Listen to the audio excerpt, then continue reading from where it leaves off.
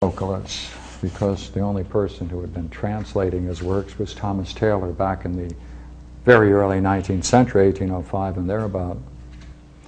And therefore, when those of us wanted to study Proclus would try to get a copy of Thomas Taylor's commentary and then run down to some photo shop and make copies of it. And therefore, we would have these big tomes, thick and ponderous tomes of Plato's commentaries by Proclus.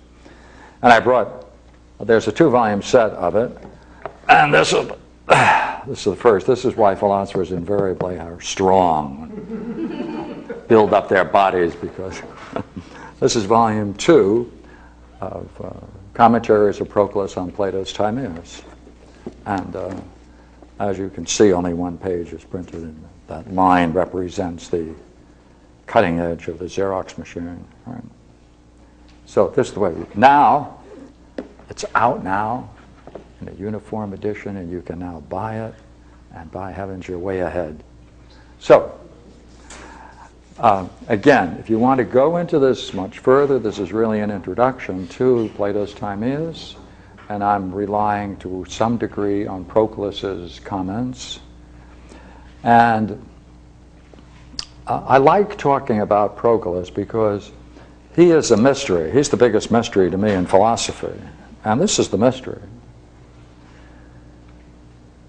He takes Plato's Timaeus, which is a very compact work, and he takes nearly every single sentence and can find in that sentence a whole metaphysics. So he unpacks it and explains it in hundreds and more pages, like that 2-volume work I have there on the table.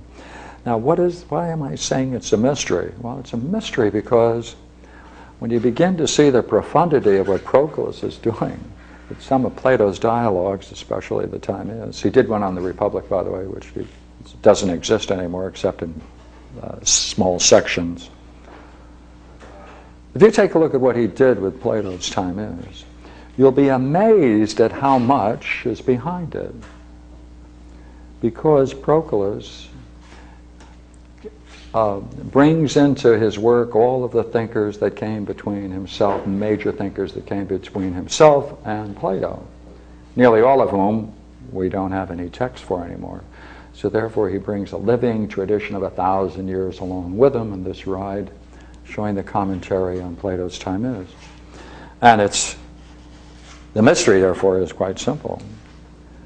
If it is true that Proclus's commentary really reveals the thought of Plato, then the thought of Plato must be so terribly profound to have contained so much so compactly that it really defies the imagination to consider that anyone could be so profound and so magnificent in the way he treats the subject as to require scholars for the next 1,000 years to unpack it all. Therefore, if you have a chance, get a copy. So, let me now work backwards then, and then we'll work forwards.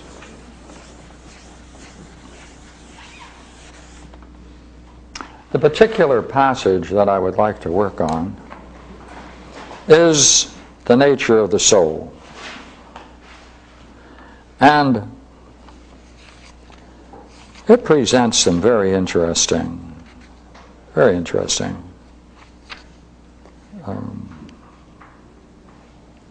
constructions. And it starts, therefore, at 34c about. So just keep that number in mind. You can check any translation of Plato.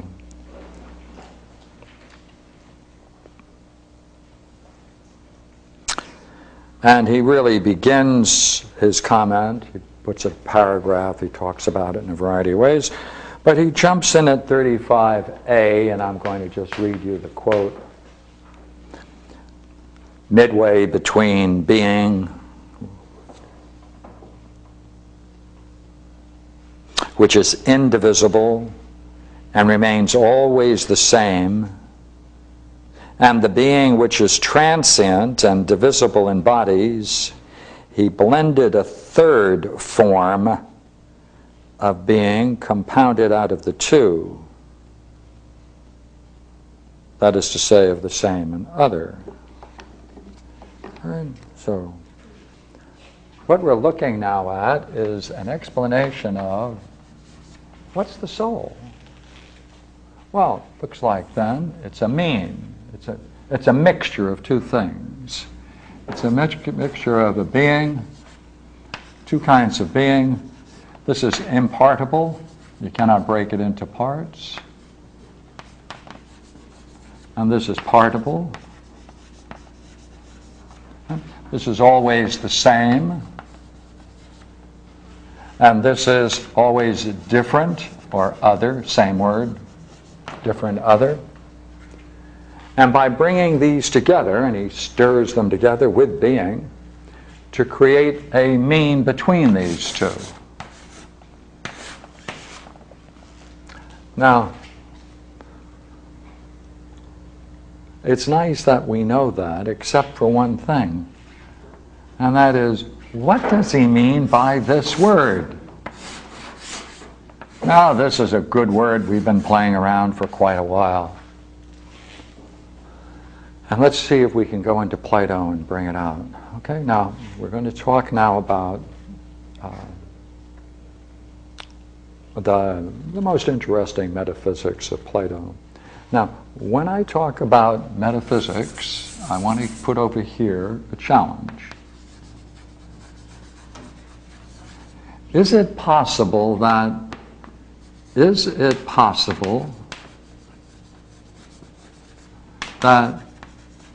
his metaphysics also represents states of mind open to man? So if so, then you can look at it simultaneously as the highest kind of reflection, as well as the highest kind of reflection applicable to man's states of mind, or highest states of mind. Or the higher we go, let's even say the higher we go into this metaphysics, the purer the concept, the higher the states of mind we go into, the more we're talking about spiritual states of mind, or yogic states of mind, or transpersonal psychological states of mind. So therefore, that's our challenge. So let's go back into it. The highest term in the Platonic universe is the One, also called the Good. And they are said to be identical. And I think we once went through a beautiful proof of the fact that it can be said to be the same. And that, of course, is Proclus's great 13th proposition in his Elements of Theology. So let's leave that for a moment. Now, okay, what can you say about the One or the Good? Well, according to metaphysics, you can't say anything about it, because remember, all the statements you make about it are in fact don't approach the majesty of the concept. It always delimits it in some way. The only concept he has in the Parmenides, where he talks about the One in the first hypothesis, is that it is unlimited.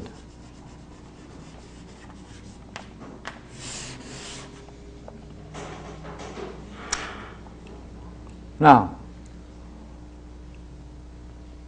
Plato in the Philebus, another dialogue, he says, what first emerged, if you want to talk about this metaphysically, from the One,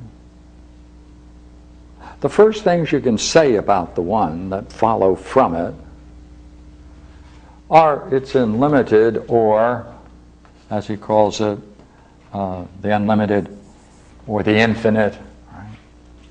And the fact that you are, in some way, you're talking about something